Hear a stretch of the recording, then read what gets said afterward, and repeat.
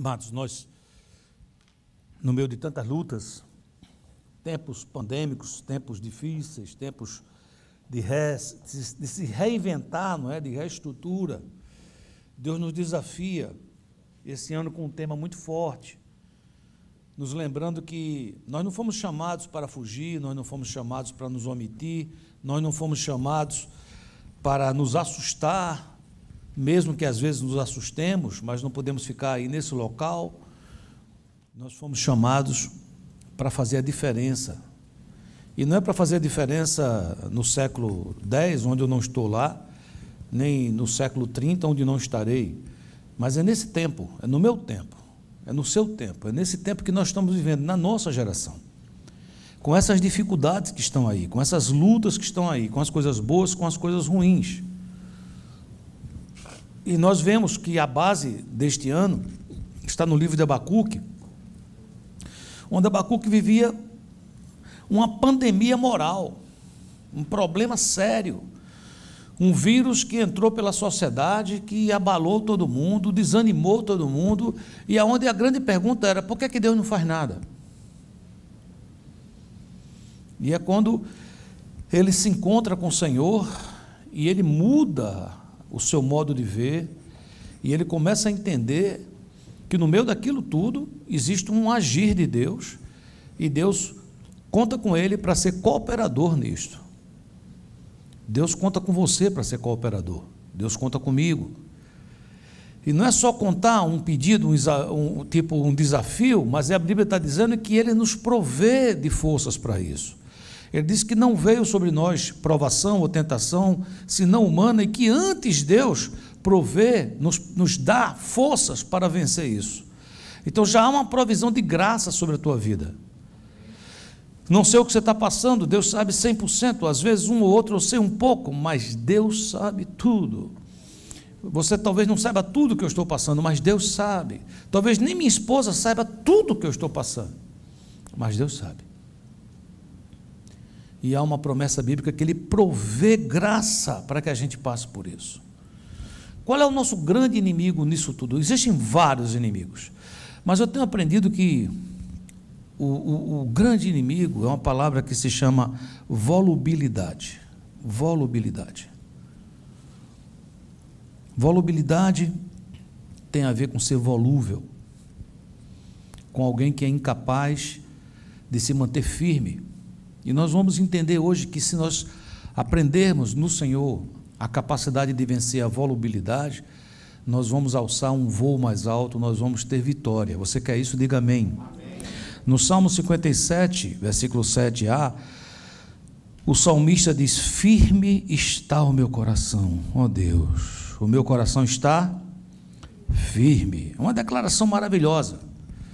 Há pouco tempo atrás, vocês sabem, não é novidade, que não falando desse coração, porque quando o salmista diz firme está o meu coração, ele fala da sua alma, dos seus sentimentos, das suas emoções, né?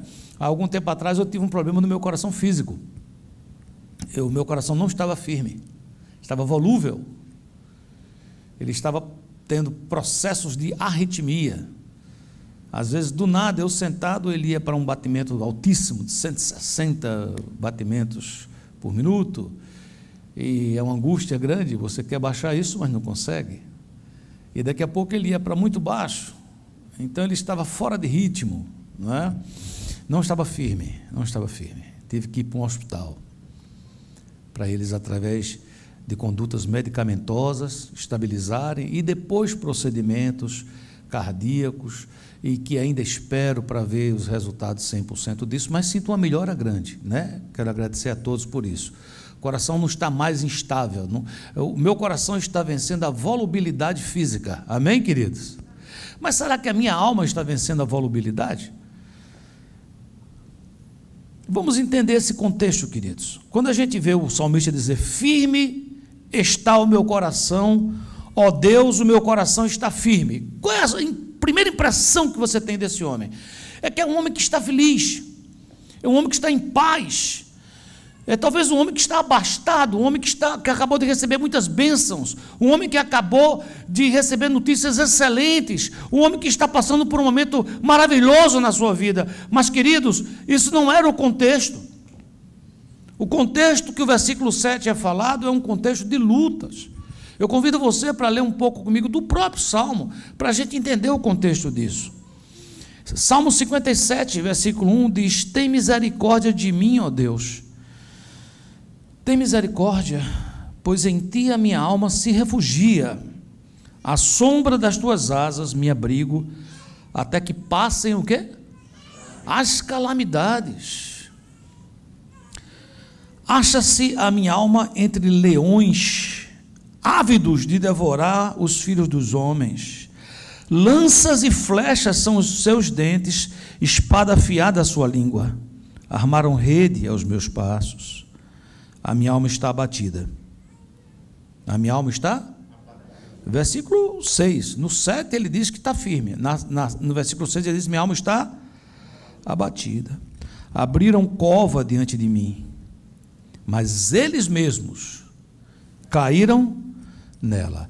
Esse hino é feito por Davi quando ele fugia de Saul dentro de uma caverna. O profeta, lembre bem, Davi era um pastor de ovelhas, cuidava das ovelhas, as ovelhas do seu pai, valente. Um dia apareceu lá um urso, ele se atracou com o urso, colocou para correr. Outro dia um leão, ele conseguiu vencer aquele leão. Lembra da história de Golias? Lembra de tudo isso, sim ou não? E sem Davi pedir, sem Davi falar nada, um dia chegou o profeta Samuel na sua casa e diz: olha, dos filhos de Jessé, um deles vai ser ungido rei. Você conhece a história. Jessé fez passar todos os filhos menos Davi, e no final Deus disse: não é esse, não é esse, não é esse, até que Davi chegou, e Davi foi ungido rei, na presença dos seus irmãos, na presença dos seus pais. Mas sabe, queridos, depois dessa unção, a vida de Davi virou de cabeça para baixo. Já pensou um negócio desse? Deus o chamou, e a vida de Davi virou de cabeça para baixo.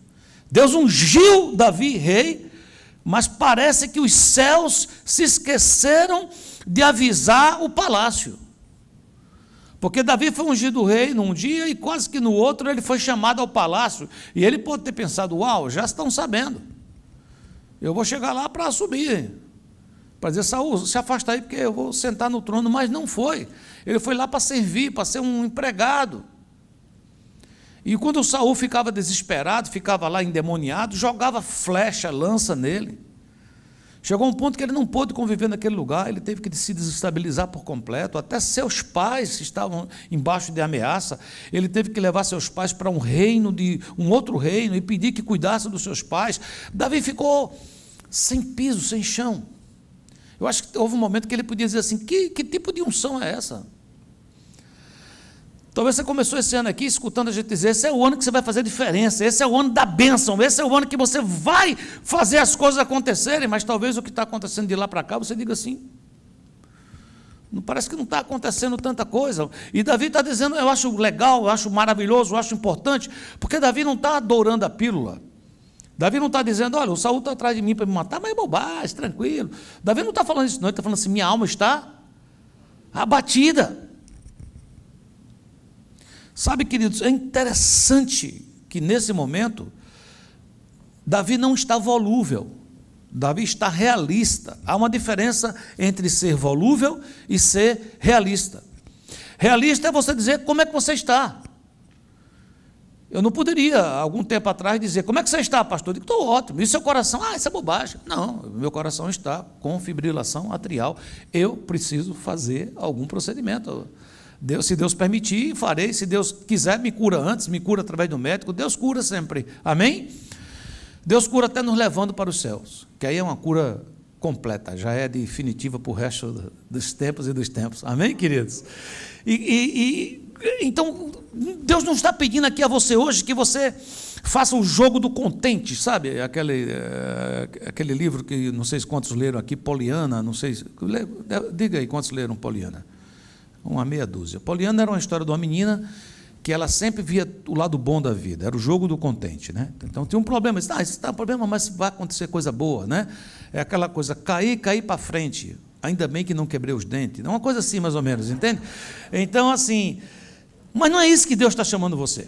Deus não está chamando você para ficar tipo: a casa está pegando fogo, que legal, a gente precisava de uma nova casa. Não, não é isso que Deus está falando. Como é que você está hoje? Você pode começar esse culto dizendo: Deus, eu estou assim. Tem essa coisa positiva, essa coisa maravilhosa, mas eu estou preocupado, eu não me entendi bem com uma pessoa, eu entristeci meu coração, a minha alma está assim, eu estou feliz, eu estou abatido. Isso não faz de você uma pessoa volúvel. É preciso entender o que significa volúvel. A palavra volubilidade é uma particularidade ou característica do que é volúvel, qualidade do que é inconstante, que se movimenta facilmente, mobilidade desprovido de constância, sem estabilidade, instável. É alguém que hoje é e amanhã não é. É interessante que essa palavra volubilidade é um termo agrícola. Ele é usado para as plantas trepadeiras. Você diz, como assim? É porque são plantas que se amoldam. Se você tem uma planta trepadeira e você coloca ela perto de uma árvore, ela vai contornando a árvore e ela vai conseguir ter a forma da árvore. Se você coloca um engradado, por exemplo, quando você vai nas videiras, nos vinhais, geralmente eles colocam engradados e eles conseguem conduzir essa planta trepadeira do jeito que eles querem. Então, repita no seu coração, diga assim: ser volúvel é se acomodar com a situação. É alguém que não está disposto a fazer diferença, mas é alguém que é assim, estamos felizes, estamos contentes, a gente canta louvores. Passamos por lutas, não deixo de ir para a igreja. Os meus amigos são todos da igreja, eu vou para a igreja. Eu comecei a ter amigos que não gostam de Jesus, eu também não gosto de Jesus. É essa coisa de se amoldar. Romanos 12 diz: não vos acomodeis a este mundo. E nós temos que entender que os processos de volubilidade, eles não ocorrem de um dia para outro. Não existe uma pessoa que é firme, que é estável, e no outro dia passou a ser volúvel, porque se isso ocorrer, é porque ele nunca foi firme nem estável. Os processos de volubilidade são processos que vão sendo internalizados dentro do nosso ser, muitas vezes através de experiências más, de traumas, de decepções, de frustrações. Pouco a pouco a gente vai somatizando aquilo e vai aceitando aquela situação e vai ficando subserviente a tudo aquilo, e quando você menos espera, você está dominado por circunstâncias, por situações, por coisas como esse. Me lembro quando muito jovem, uma professora nos levou para o laboratório para fazer uma experiência, e havia uma água fervendo, e ela pegou um batráquio, um sapo, e jogou em cima, dentro da água fervendo. Quando o sapo tocou na água, ele pulou fora. Ele não quis ficar ali dentro para não ser queimado. Mas ela pegou um outro aquário com água fria, colocou um sapo, e o sapo aceitou. E ela foi aquecendo aquela água. E ele foi se volubilizando. Ele foi se adaptando. E ela ia aumentando a temperatura, e aumentando, até chegar a um ponto que o coraçãozinho dele explodiu. Morreu. Porque a volubilidade tem essa capacidade de nos anestesiar, nos leva a uma inconstância. O que é que nós precisamos entender sobre isso? O que é ser volúvel? Basicamente duas coisas. A primeira é que não cumpre tratos. Faz um trato na hora boa. Por exemplo, eu não me lembro dos tempos de pastorado, e olha que são muitos, são mais de 40 e tantos anos, de ter feito um casamento onde não houvesse alegria. Pode até ter havido lágrimas, mas lágrimas de emoção. Geralmente é um lugar bonito, cada um faz de acordo com o que pode, mesmo que seja num ambiente simples ou num ambiente mais pomposo, mas sempre um momento de muita alegria. E é nesse momento de alegria, de emoção, de amor, que são feitos os votos. Quantos aqui são casados? Levanta essa mãozinha para eu ver você. Ainda lembra dos votos?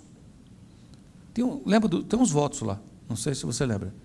Os votos dizem assim: eu prometo ser fiel a você, te amar sempre e estar do teu lado na saúde e na doença, na riqueza e na pobreza, nos altos e baixos da vida.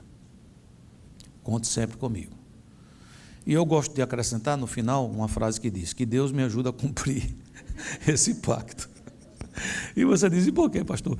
Porque geralmente quando a gente promete algo muito feliz, nem sempre a gente pausou para saber o tamanho do que nós estamos nos comprometendo. Quando Jesus estava com seus apóstolos e estava prestes a ir para a cruz, ele diz aos seus apóstolos que ele vai morrer. Ele avisa. E Pedro diz assim: ainda que venhas a ser um tropeço para todos, nunca o serás para mim. Mateus 26, 33. No versículo 34, replicou-lhe Jesus: em verdade te digo, que nesta mesma noite, antes que o galo cante, tu me negarás 3 vezes. Disse-lhe Pedro: ainda que me seja necessário morrer contigo, de modo nenhum te negarei. E todos os discípulos disseram o mesmo. Você conhece a história, sim ou não? Foi isso que aconteceu? Não imediatamente, né? No futuro, quando eles conseguiram vencer a volubilidade, de fato, eles deram a vida por Jesus. Mas naquela noite não foi assim. Naquela noite, Pedro negou Jesus 3 vezes antes que o galo cantasse. O que é que significa antes do galo cantar, pastor? Antes do amanhecer. Né? Geralmente, tem uns galos aí que são meio desnorteados, mas geralmente os galos cantam ali, quando o sol vai nascendo. E Jesus estava dizendo assim: não fala isso, Pedro, porque eu conheço o teu grau de volubilidade. Você diz: o que é que significa, pastor? É incrível esse lugar, queridos. Você quer mesmo seguir a Jesus, mas não consegue. Você quer mesmo cumprir seus pactos, mas não consegue. Você quer mesmo com sinceridade, andar com fidelidade, mas não consegue. Eu creio firmemente que Pedro estava sendo sincero. Eu creio firmemente que todos que disseram o mesmo estavam sendo sinceros. Mas eles ainda não tinham vencido dentro deles esse inimigo chamado volubilidade. Isso é um inimigo que faz com que eu fale, mas nem sempre cumpre o que eu falo. Por causa de quê? Por causa que eu não entendo que nem sempre a vida vai ser um mar de rosas. O contrário disso seria cumprir pactos. Cumprir pactos. Eu disse à minha esposa, no dia 12 de novembro de 1977, conta comigo, eu vou estar do teu lado sempre. E ela disse isso a mim. Você diz: entendi, pastor, e que bênção. Sim, mas você acha que nunca teve dificuldade na nossa vida? Você acha que a gente não passa dificuldades? Você acha que a gente não teve momentos de desentendimento? Com 10 anos de casados, a gente achou que a melhor coisa para a gente era se divorciar. Você disse: vocês se divorciaram? Não. E por que não?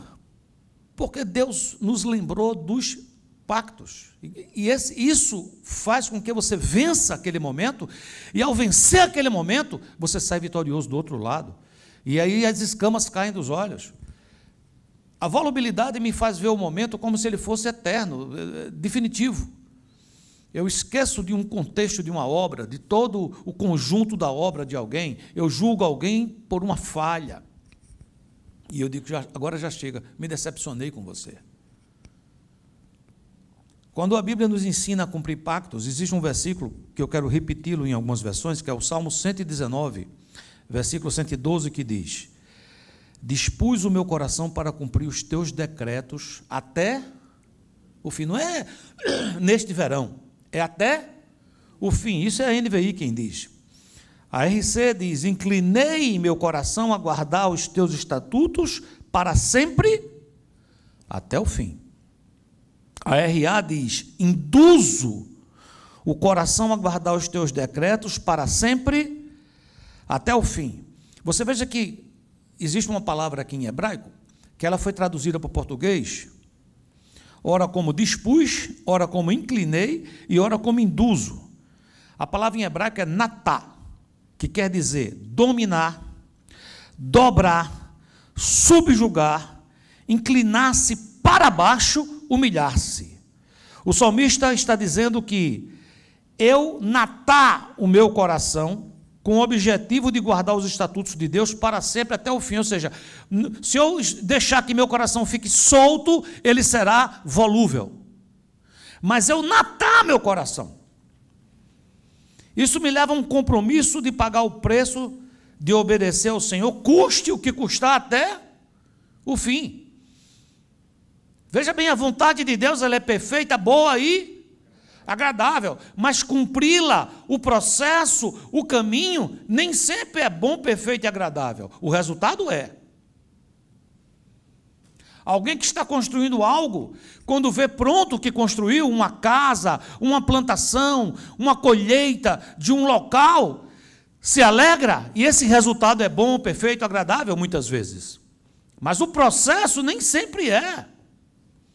Plantar fere as mãos, plantar às vezes tem decepções, você espera pela chuva, não vem, você tem que fazer de novo. Existe todo um processo, construir um local, construir uma casa, construir uma vida, construir um relacionamento, é duro. Construir um ministério é difícil. Construir um relacionamento não é fácil. Se dentro de mim eu tenho um vírus pandêmico da volubilidade, não terminarei meus projetos. Eu serei conhecido como um homem de projetos inacabados. Eu conheço muita gente que tem excelentes projetos. Como pastor, durante muitos anos atendi. Hoje em dia, por causa de minha saúde, não estou dando atendimentos. Tenho, graças a Deus, tenho sido ajudado por tantos pastores que a igreja tem, tantos líderes que têm feito esse trabalho de atendimento. E isso tem me poupado nesse aspecto, porque dar o atendimento é bom, mas você traz um peso emocional muito grande. Você passa um dia, às vezes eu passei dias aqui, até meia-noite atendendo, quando você vai para casa, você vai com uma tonelada a pessoa que veio falou e foi, mas você recebeu uma e outra, e outra, e outra, e outra. Nesses tempos todos, muitas vezes eu recebi pessoas que chegavam para mim com muitos projetos. Pastor, eu estou com esse projeto, eu estou com esse plano, eu estou com aquilo. E às vezes o que a pessoa queria era que eu botasse a mão sobre o projeto e abençoasse para ele ter certeza que o projeto ia dar certo. Como se fosse um passe de mágica. Eu diria, eu vou orar por você, para que Deus confirme se esse projeto é dele. Mas para esse projeto dar certo, se for de Deus, vai depender da sua parte. E qual é a sua parte? Natar. Diga, natar. O que é natar, pastor? É dominar teu coração. É conduzir teu coração. É dizer, você quer fugir, mas você não vai. Você quer se aborrecer, mas você não vai. Você quer romper, mas você não vai. Você vai ficar firme. Você vai, como diz a palavra, quando andares pelas águas, não se desvie nem para a direita e nem para a esquerda, porque atrás de você, você vai ouvir aquela voz dizendo, este é o caminho, andai nele. Não importa que não pareça um caminho, mas ande nele, esteja nele. Quando a pessoa está com um espírito de volubilidade, ele é vencido pelas circunstâncias. Há um caso específico de um rei, do primeiro rei de Israel, chamado Saul. Então era bem definido Israel. Saul governa, é a parte do Estado. E Samuel era o profeta, era a parte de levar o povo a ter comunhão com Deus. Antes da batalha era preciso que Samuel chegasse e fizesse um sacrifício pedindo a bênção de Deus. E quem ia lutar não era Samuel, quem ia lutar era Saul e os seus guerreiros. Então cada um estava no seu ponto. Mas há um momento em que Saul quebra isso. Ele quebra esse trato, ele quebra esse processo. E ele faz o papel de um profeta, ele sacrifica no lugar de Samuel. Em 1 Samuel 13, versículo 11, Samuel perguntou, o que fizeste? Respondeu Saul, vendo que o povo se ia espalhando daqui, e que tu não vinhas nos dias aprazados, e que os filisteus já tinham se ajuntado em Miquimás, eu disse comigo, agora descerão os filisteus contra a minha Gilgal, e ainda não obtive a benevolência do Senhor. Veja bem, põe a sua atenção nessa frase. E forçado pelas circunstâncias, ofereci holocausto. Ele não podia fazer isso. Compreende o que eu estou dizendo, sim ou não? Isso era um papel do Profeta. Não confunda esse tempo com hoje. Hoje você é um sacerdote. Você faz parte do sacerdócio real. Amém? Hoje é você que faz o sacrifício. Amém, queridos? Mas naquele tempo ainda Jesus não tinha vindo, o Espírito Santo ainda não tinha descido sobre a igreja não existia, e havia esses departamentos. E ele está dizendo que fez o que não deveria, forçado pelas circunstâncias. E veja que há bons motivos. Ele está falando assim, olha, estava havendo uma dispersão, você se atrasou, profeta. Você marcou uma hora e você chegou tarde. Então tem aqui um problema com você, que você se atrasou, e agora chega aí cheio de confusão, dizendo, por que fez? Não, você se atrasou, cara. O povo já estava aí, os inimigos estavam prontos, e eu podia ter ido para a batalha, mas eu não quis ir sem a benevolência do Senhor. Não parece tudo muito bonito, sim ou não? Deixa eu explicar, pode ser a coisa mais linda do mundo, se quebrar pacto, não vem de Deus. Entenda isso, toda vez que tiver um conflito na sua vida, um princípio, pelo menos um princípio foi quebrado. A Bíblia é cheia de princípios. Quando a gente tem um conflito no lar, quando a gente tem um conflito com o irmão, é a hora de pausar, orar, voltar atrás e orar, dizer, Senhor, me revela qual foi o princípio que foi quebrado. Foi um princípio de autoridade, foi um princípio de unidade, foi o princípio de não falar mal do irmão, apenas bem dizer. Qual foi o princípio que foi quebrado, que originou este conflito? Então veja o que é que o profeta diz a Saul. Então disse Samuel a Saul, procedeste loucamente, neciamente, em não guardar o mandamento que o Senhor teu Deus te ordenou. Você já viu uma ordenação de Deus para Saul. Pois teria agora o Senhor confirmado o teu reino sobre Israel para sempre. Já agora não subsistirá o teu reino. O Senhor buscou para si um homem que lhe agrada, e já lhe ordenou que seja príncipe sobre o seu povo, porquanto não guardaste o que o Senhor te ordenou. Deixa eu te mostrar um profeta que venceu a volubilidade. No livro de Abacuque, você vai encontrar Abacuque nos primeiros 2 capítulos, talvez, principalmente o primeiro, tomado pela volubilidade. Ele está angustiadíssimo. Ele está dizendo, por que é que o Senhor me deixa ver essas coisas, Deus? O Senhor podia tampar meus olhos, mas eu vejo um monte de coisa errada, e eu vejo que o Senhor está fazendo absolutamente nada. Mas quando esse profeta sobe a torre, quando ele vê o Senhor, quando ele vê todo aquele processo que Deus está fazendo, no fim do livro, ele vence esse germe, esse vírus, essa bactéria, e ele diz assim em Abacuque 3,17, ainda que a figueira não floresça, nem haja fruto na vide, o produto da oliveira minta, e os campos não produzam mantimento, as ovelhas sejam arrebatadas do aprisco, e nos currais não haja gado, todavia, Natá, eu me alegro no Senhor, exulto no Deus da minha salvação. Está vencido a volubilidade, porque eu não agora me alegro apenas nas circunstâncias, mas eu me alegro acima de tudo no Deus da minha salvação.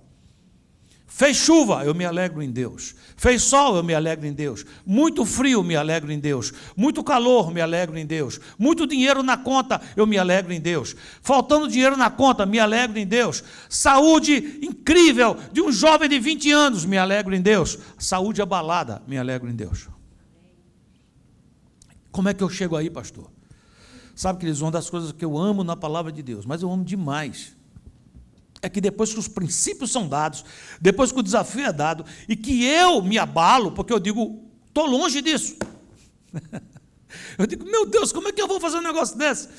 A Bíblia me ensina que Deus não só nos mostra o padrão que Ele quer que a gente seja, como Ele nos dá o processo.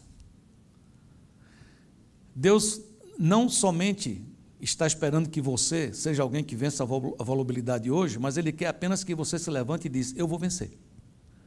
É alguém que diz, eu quero sair desse lugar, eu quero chegar no lugar onde eu possa dizer, o meu coração está firme, inabalável. Quando a Bíblia diz, o caminho do justo é como a luz da aurora, que vai brilhando, brilhando mais e mais, até ser um dia perfeito. Ele está nos ensinando que o sol de meio-dia, esse sol que está sobre as cabeças, esse sol que tira toda a sombra, onde tudo fica claro, ele não começa assim às 5 da manhã. Quando existem os primeiros raios solares pela manhã, a luz ainda é muito tênue. Mas significa uma coisa, já é dia. Diga assim, já é dia. Não é meio-dia, mas já é dia. Amém, queridos? Ainda não estou firme, mas estou no caminho. Com amor, diz a quem está do seu lado, diga assim, eu estou no caminho. Então é um processo. E esse processo é um processo que me ajuda a desenvolver um coração firme. Eu quero, você quer? Primeira coisa, você diz, onde é que você vai encontrar esse processo, pastor? Eu vou encontrar no mesmo Salmo. No Salmo 57, o salmista dá o mapa. Ele diz que está abatido, ele diz que o coração está firme, e ele explica como é que sai do abatimento para um coração firme. No versículo 2 do Salmo 57, ele diz, clamarei ao Deus Altíssimo. Você tem esse versículo aí na tela? Por que ele vai clamar ao Deus Altíssimo? Que por mim, umas coisinhas executa. Gente, parece que o Davi está um pouco megalomaníaco. Ele está dizendo assim, olha, eu sou o queridinho de Deus. Eu louvarei. Ele está dizendo assim, eu estou sendo perseguido, eu estou sendo abatido, mas eu clamarei. Então a primeira coisa que eu tenho que fazer, o que é, pastor? Aprenda a clamar, não a qualquer um, porque às vezes a gente clama a várias pessoas. A gente clama ao amigo, a gente reclama para um, a gente pede a outro. Você diz, é errado isso, pastor. Deixe isso para depois de você clamar a Deus, porque Ele vai filtrar e você vai saber chegar isso aos seus amigos da maneira correta. Clama a Deus. Mas como é clamar a Deus? Com a certeza que Ele trabalha em teu favor. Desde a antiguidade, jamais se viu nem se ouviu um Deus que trabalha em favor daqueles que nele confia. As circunstâncias vão dizer o contrário, o diabo vai dizer o contrário, pessoas vão dizer o contrário, você mesmo com suas atitudes vai dizer o contrário. Mas a Bíblia diz que não é assim. A Bíblia diz que Deus trabalha em teu favor. E não é porque você é bonzinho, é porque você foi comprado por preço, é porque você foi lavado no sangue do Cordeiro, é porque Ele fez de você um ser que era volúvel em raça eleita, sacerdócio real, nação santa, um povo glorioso, de uma marca exclusiva de Deus. Diga glória a Deus por isso.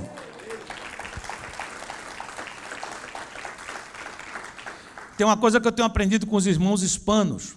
Eu, durante alguns anos, pastoreei também a igreja espanhola. Eu pregava em espanhol aqui às 9 da manhã, às 11 horas pregava aqui em português. Tínhamos um culto inglês aqui em cima, mas cheguei a pregar nos três, espanhol, inglês e português. Há quem diga que eu troquei, no inglês preguei espanhol, no espanhol preguei português e no português espanhol, mas eu acho que não. E naquele tempo teve uma coisa, orando com os irmãos hispanos, tinha uma frase que eles diziam que no começo eu não entendia muito bem. Depois aquilo caiu para mim, uma coisa tremenda. Eles estavam apresentando a Deus uma situação. E eles estavam dizendo, Senhor, essa pessoa está enferma, Senhor, tal, tal, tal. E ele dizia assim, glorifica-te, Senhor. O que ele estava dizendo era o seguinte, quando o Senhor operar, o Senhor estará se glorificando.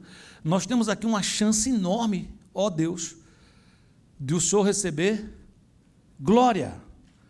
O que o salmista está ensinando no versículo 3 e no versículo 5 é uma declaração que Deus se glorifica quando Ele livra seus servos. Diga assim, Deus se glorifica quando Ele livra seus servos. Olha só, o versículo 3 diz, Ele dos céus me envia o seu auxílio e me livra. Cobre de vergonha os que me ferem, envia a sua misericórdia e a sua fidelidade. Seja exaltado, ó Deus, acima dos céus, e em toda a terra esplenda a tua glória. Davi está dizendo assim, na hora que o Senhor decidir, na hora que o Senhor colocar meus inimigos por terra, seja que inimigo for, na hora que isso acontecer, as pessoas que andam comigo sabem que eu sirvo ao Senhor. Eu direi que foi o Senhor. o Senhor se glorificará em me abençoar. Eu acho isso algo pacificador para um coração aflito. Você entende ou não? Experimenta dizer isso, diga assim: me ajuda, Senhor. Resolve meu problema. Isso produzirá glória para teu nome. Amém, queridos? Ponto 3, importantíssimo, queridos, é que quando você está na luta, na batalha, você não quer louvar. A Bíblia nos ensina: está alguém alegre, cante louvores. Se está triste, ore. Já viu isso na Bíblia, sim ou não? Você diz: o que é que significa isso? É o curso natural das coisas. Estou feliz, quero louvar. Estou triste, preciso de oração. Eu chego aqui na igreja, às vezes abatido, e Jorginho está aqui, Samuel está aqui, cantando, pulando e dançando, e bora, abra a boca, fale, e tal, com máscara, sem máscara, Deus te ama, e bora, e bora. E se eu estou alegre, eu vou pular em cima dessa cadeira. Se eu estou triste, qual é a minha tendência? É ter uma necessidade súbita de ir ao banheiro, ir lá para dentro, tomar uma água, esperar passar o louvor para voltar, porque diz assim: não estou aguentando tanta alegria, essa alegria demais me deixa abatido. Compreende o que eu estou dizendo, sim ou não? Mas, deixa eu explicar, isso é o curso natural das coisas. Me entende ou não? Nós não estamos falando de curso natural, nós estamos falando de curso sobrenatural. É aquilo que rompe barreiras. Nós temos que entender que o louvor fortalece a alma. Eu estou triste, não tenho vontade de louvar. Porém, Salmo 57, no meio de toda a tribulação, versículo 7, ele diz: firme está o meu coração, ó Deus, o meu coração está firme. Ele está dizendo isso para Deus e ele está dizendo isso para si mesmo. Na hora da angústia, eu preciso dizer para mim: eu estou firme. Você diz: isso é autoajuda, pastor? Isso é neurolinguística? Não, isso é Bíblia, palavra, escrita há milhares de anos atrás. Não nesses livros que estão saindo por aí hoje, mas aquilo que está na palavra do Senhor, que diz: se te mostrares fraco no dia da angústia, a tua força é pequena. É entender isso diante do Senhor. É entender que Ele está dizendo no meio da angústia: Senhor, tudo isso é verdade, mas deixa eu dizer uma coisa. É quase como se ele dissesse assim: paizinho, não se preocupa não. Isso não vai me fazer desistir não. Meu coração está firme. Ele diz: firme está o meu coração está firme. Firme está o meu coração está firme. Parece que ele fez logo uma via de mão dupla, dizendo: meu coração está firme indo e voltando. Diga assim: meu coração está firme indo e voltando. Diga. Aí ele continua, não para, hein? Olha o que é que ele diz: cantarei e entoarei louvores. Você diz: ele está alegre, pastor. Não, ele não está alegre. Ele está preocupado, mas o coração está firme. Você diz: como é que ele vai cantar louvores? Aí ele, versículo 8, ele se levanta como profeta da sua alma e ele diz: desperta, ó minha alma. Despertai lira e harpa. Eu quero acordar a alva. Ele está dizendo o seguinte: eu quero madrugar, eu quero acordar o dia, eu quero chegar antes do sol. Quando o sol chegou, eu digo: chegou tarde o sol, já estava aqui. Ele está dizendo assim: eu não tenho vontade nenhuma de louvar, mas eu louvarei. Eu não tenho vontade nenhuma de cantar, mas eu cantarei. E ele olha para o saltério, para a harpa, é como se dissesse: violão, guitarra, contrabaixo, bateria, despertem, vocês estão dormindo. Despertem, eu quero acordar a alva. E ele diz: render-te-ei graças entre os povos, cantar-te-ei louvores entre as nações. Ele está dizendo que vai louvar no futuro. Ele está dizendo: eu vou começar agora, vou acordar o sol, eu vou louvar o Senhor nesse momento, e esse louvor será ininterrupto, porque meu coração está firme, meu coração é firme, e eu, quando terminar todos esses processos, não estarei cantando sozinho para o sol, porque eu estarei cantando para as nações. O meu testemunho atingirá outros povos. É importante, queridos, nesse processo de vencer a volubilidade, nunca esquecer: Deus te ama, Deus te ama, Deus te ama. Tivemos aqui vários louvores hoje, um deles, Jorginho, quem cantou foi a filha de Eloá, me lembra o nome? Nicole, francesa. Então, Nicole com uma voz lindíssima, é verdade? Eu fico assim, as meninas estão crescendo, os meninos estão crescendo e aparece cada voz maravilhosa. Ele disse, vamos cantar o amor de Deus. E o cântico falava do amor de Deus. Eu queria que você entendesse, na angústia, eu acho que Deus não gosta de mim. Na angústia, eu acho que Ele está tendo umas preferências por outra pessoa. Quantas vezes na minha vida eu não vi moças querendo casar, pronta para casar, como eu diria lá no Nordeste, moças casadoiras, ou seja, doida para casar, né? Então, ou seja, ela estava ali e tinham 8, 9 amigas, aí uma casa, as 8 vão ser daminha de honra. Aí a segunda casa, 7 vão ser daminha de honra. 7ª, 6ª, e vai ficando Maria. Entendeu ou não? Aí Maria diz, eu acho que Deus não gosta muito de mim. Ele gosta mais de Luzia, gosta mais de Joana, gosta mais de fulana, porque não está chegando. Está entendendo, sim ou não? Compreende? Me lembro aqui de processos imigratórios, um monte de irmãos aplica tudo junto. Tem um que eu não sei o que é aquilo, com 30 dias, 15 dias, o cara já está quase cidadão americano. Já está quase sendo chamado lá para Washington, D.C.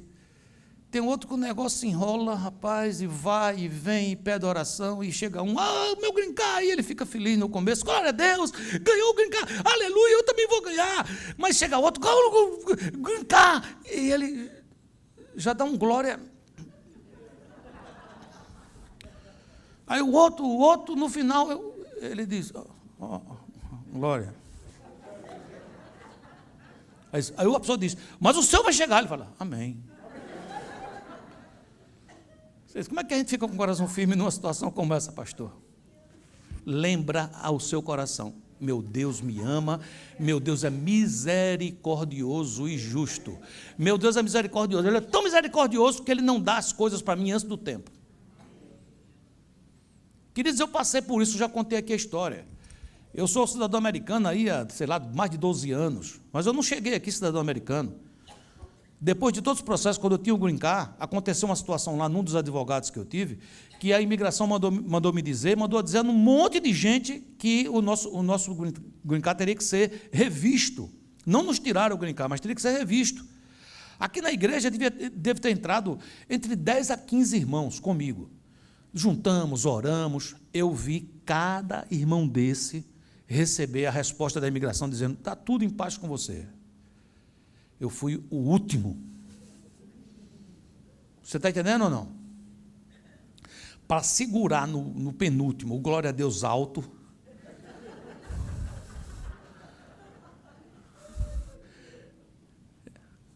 Queridos. Vocês, como é que faz para ter um coração firme nessa situação? Salmo 57:10 diz assim, pois a tua misericórdia se eleva até os céus, e a tua fidelidade até as nuvens. É no capítulo 57, é a mesma história, mesmo capítulo. Ele está dizendo assim, o que está valendo não é essa situação aqui, não. O que está valendo não é esse endemoniado aí do rei Saul atrás de mim, não. O que está valendo não é porque eu estou dentro de uma caverna, aqui a caverna de Adulão, cheio de homens com coração quebrados, falidos, cheio de dívida. O que está valendo não é isso, não. O que está valendo é que o Senhor é um Deus misericordioso, o Senhor me ama, a sua misericórdia ultrapassa essas situações, ela se eleva até os céus, ela rompe além das nuvens. A misericórdia do Senhor não se limita ao que você está vivendo, a misericórdia do Senhor rompe. Amém, queridos? É um processo que o profeta Jeremias nos ensina em capítulo 3, 21. Eu quero trazer à memória o que me pode dar esperança. E o que é que me dá esperança? Versículo 22, esperança de auxílio pela misericórdia de Deus. As misericórdias do Senhor são a causa de não sermos o quê? Consumidos, porque as suas misericórdias não têm fim. Renovam-se cada manhã. Grande é a tua fidelidade. A minha porção é o Senhor, diz a minha alma, portanto esperarei nele. Oh, glória, queridos. Mas a volubilidade, a inconstância produz muitos conflitos. Desenvolvamos um coração firme, é importante isso. É um processo. Deus não está trazendo você aqui para você sair com peso, dizendo, puxa, eu estou fora disso, porque quantas vezes eu não rateio, quantas vezes Deus quer apenas que você entre no caminho e fique nele, entre nesse processo, vá no nosso site, imprima esse boletim, vá no nosso aplicativo, pegue a cópia desse boletim, pegue esses passos, escreva para você e comece num processo. Vão ter dias lindos, vão ter dias difíceis, mas lembra do processo, até que o Filipenses 4:7 aconteça, e a paz de Deus, que excede todo entendimento, em qualquer circunstância, mesmo em meio a lutas, mesmo em meio a dificuldades, a incertezas, essa paz guardará o vosso coração e a vossa mente, em Cristo Jesus. Que Ele nos abençoe poderosamente. Amém, queridos. Pai amado, em nome de Jesus, quero abençoar a Tua igreja, aqueles que estão aqui e aqueles que nos ouvem das suas residências ou em qualquer local que o Senhor escolheu para que escutassem. E eu peço principalmente por mim e por cada um que nós estamos vivendo. Nos ajuda, Senhor, a vencer esse vírus mundial da volubilidade. Esse vírus que eu digo, estou contigo nos momentos bons, mas nos momentos difíceis eu me vou. Esse vírus que faz os casais se aproximarem do teu trono para se darem em casamento, nos momentos em que estão apaixonados, mas quando passam dificuldades, começam a contemplar o divórcio como uma possibilidade, quando a tua palavra diz que o Senhor odeia o divórcio. Fica conosco, Senhor. Vem sobre nós.